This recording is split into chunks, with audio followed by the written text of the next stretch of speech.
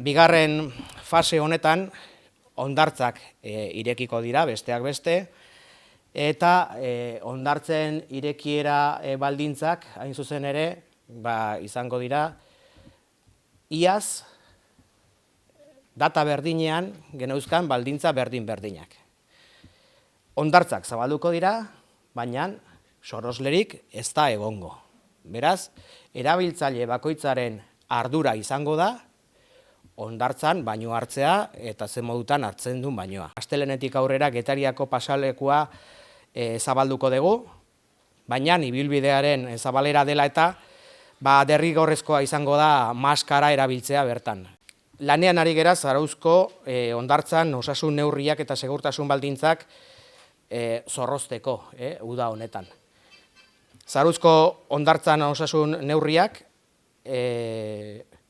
batipat aforoa neurtzearekin eta aforoa kontrolatzearekin egongo da lotua, eta hortan ari gera lanean. Hondartza bakoitzak esan behar berezitasunak dauzkala. Ez dauka zerikusirik Donostiako hondartza batek Zarauzko hondartzarekin, edo Hondarribiakoak, edo Euskadiko beste edozein hondartzarekin. Eta hori horrela, ohartu gera Gipuzkoako beste alkatekin izan ditugun bileretan, baita ere hondartzaz disfrutatzeko eta hondartzan erabilera egiteko moduak ere oso ezberdinak dirala hondartza batzutatik bestera.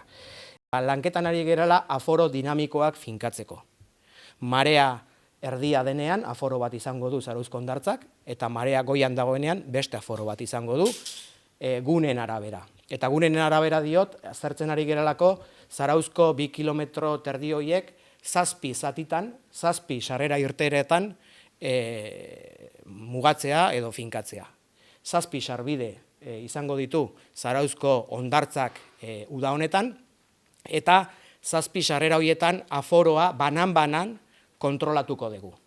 Datorren astean daukagu beste bilera bat Aldundian hondartza mailaren inguruan, eta hor Zarauzko udalaren proposamena izango da Zarauzko udalerako eta Zarauzko ezaugarriak eta baldintza kontuan hartuta gure uda denboraldia ekainaren erdikaldetik irailaren erdikaldera izatea. Zarauzko udal bezala unean uneko eta tokian tokiko festak antolatzeko aukera aztertzen ari gera. Beste udal batzutan festak bertan bera geratu diran bezala, gu kontziente gera uda hau ezohiko uda bat dela, egoera ezohiko egoera dela, baina horrek ezohiko ekitaldiak, ezohiko festak eta ezohiko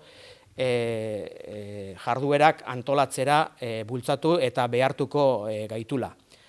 Beraz, aurreratu genezake, beste leku batzutan, hiriburuetan aipatu den bezala, su artifizialik ez degula izango aurten Zarauzko aste nagusian, eta milaka eta milaka pertsona elkartzen zituen kontzertuak eta musika saioak ere ezin izango ditugula ospatu. San Pelaiotara begira, jai nagusiak ekainaren 26an ospatzen ditugu, eta hor zerbait ere antolatuko dugu, zerbait simbolikoa, berezia izatea nahi dugu. Eta aparkaleku zerbitzua martxan jarri aurretik, hainbat prestaketa lan burutu nahi ditugu, eta horien berri datorren astean emango dizuegu.